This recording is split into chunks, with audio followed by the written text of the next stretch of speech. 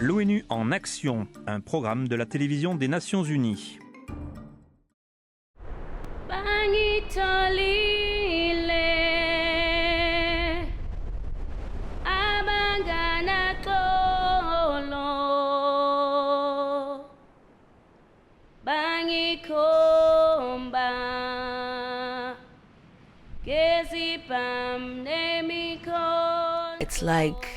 Cela parle de quelqu'un qui appelle à l'aide, mais personne ne vient à son secours. Personne n'entend son appel.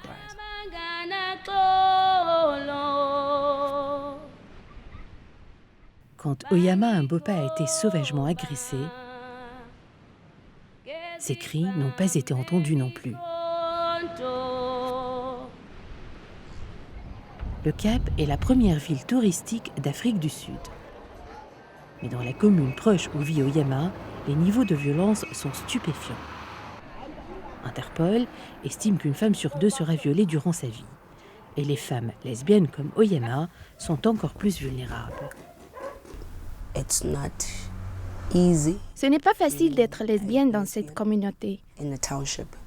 Nous sommes toujours prises pour cible et les hommes veulent toujours nous montrer qu'en fin de compte, nous sommes des femmes. Oyama a été traînée de force dans une ruelle et brutalement violée. Elle avait 15 ans. Elle était écolière et déjà ouvertement lesbienne. Oyama n'a aucun doute sur la vraie raison de cette attaque. C'est à cause de ma sexualité. Pour que nous soyons toutes guéries, que nous sortions avec des hommes et soyons hétérosexuels. C'est ce qu'ils appellent le viol curatif. Le viol curatif ou correctif, comme on l'appelle ici, est un risque constant pour les lesbiennes d'Afrique du Sud. Les groupes militants homosexuels estiment que 10 lesbiennes sont violées chaque semaine, rien qu'au Cap. Depuis 1998, plus de 30 de ces crimes haineux ont causé la mort de la victime.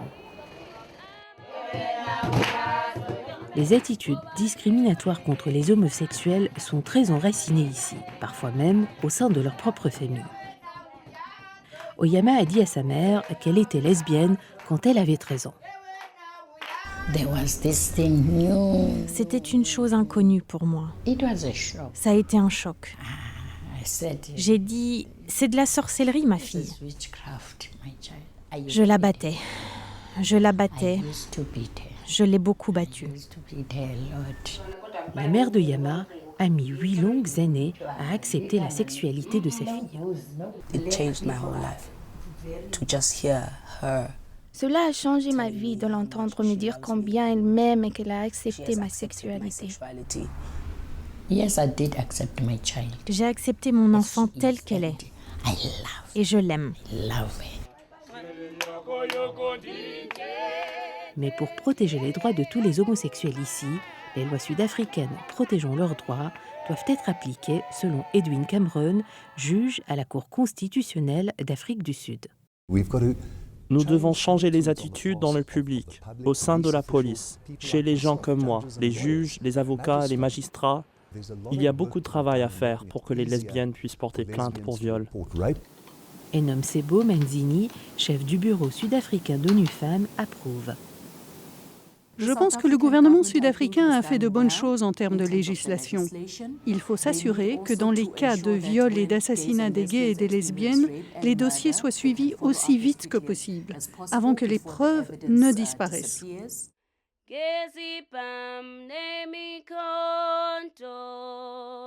Bien que l'agresseur de Yama ait été arrêté et condamné à 5 ans de prison, le souvenir du viol ne s'efface pas.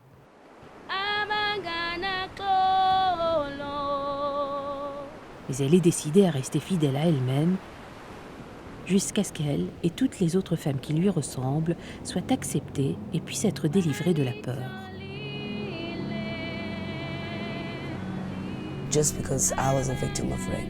Je ne vais pas m'attarder sur le fait que j'ai été victime d'un viol.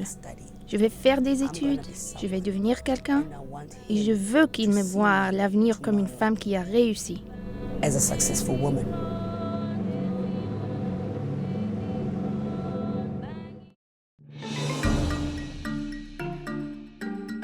Ce reportage a été préparé par Gilles Fickling pour les Nations Unies.